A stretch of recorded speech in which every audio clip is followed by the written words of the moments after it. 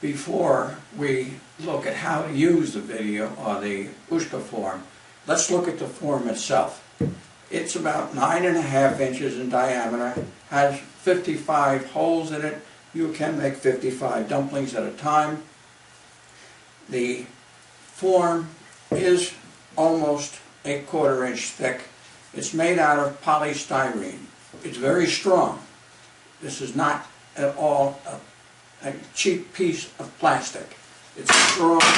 You can beat it.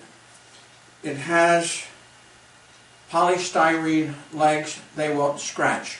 At the same time, they hold to your cutting surface very easily. The form comes with a lifetime guarantee. You won't break it. When you hit a glass with it, it won't break the glass like a metal form will. And you can store it in your drawer and don't have to worry about it breaking anything. This is the Uszka form.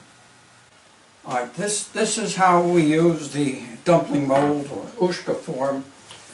To start, it's important that you thoroughly flour the surface of the form so that the Uszka or dumplings do not stick when you take them out.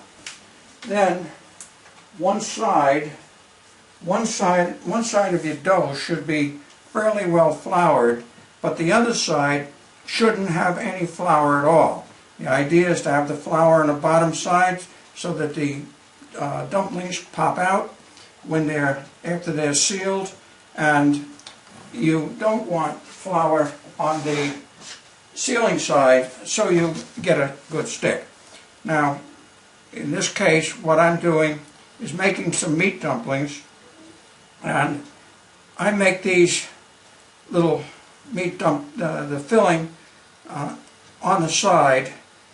Use about 1/8 of a teaspoon measure, and then roll it up into a little ball, put it on the side, and then it's easy to put them into the dumplings. If you did these with a hand press or did them by hand, you would still have to do the same thing. Really, making a little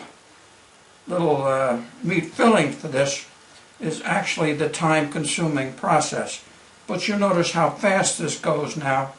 You don't have to press the holes in, the meat goes right in. The holes generally naturally form. So put them in. You don't want to overfill these things. It's nice to have them big and really full, but if you overfill them, it makes it difficult. Like that one's a little bit too big. It makes it difficult to get the Uszka out of the form. Now for the second layer, again, we don't have flour on the sealing side. There's some flour on the non-sealing side. It makes it easy for me when I use the rolling pin to seal this. Next step is to just seal and cut. As I use the rolling pin, it may be a little difficult to see because of the flour in there, but the dumplings are cut as I roll. And now the white is there. We're almost home free.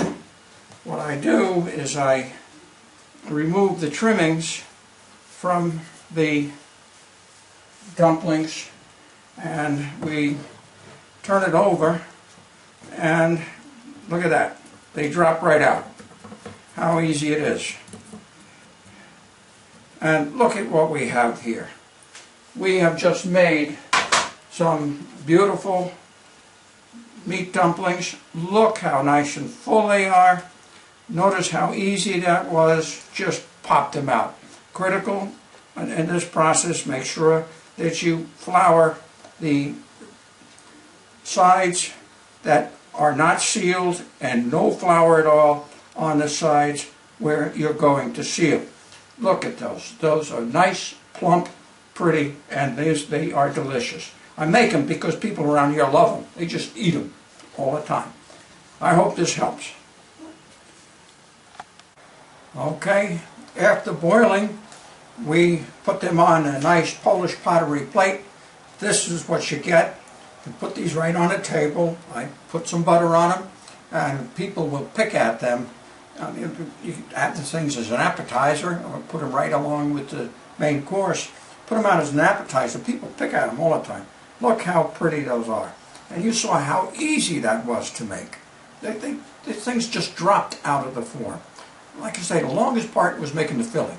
And that's always the hardest part of making pierogi, making the filling. You do it ahead of time, use the tools, and this is what you get. I hope you enjoy this. I hope you enjoy your Uszka form.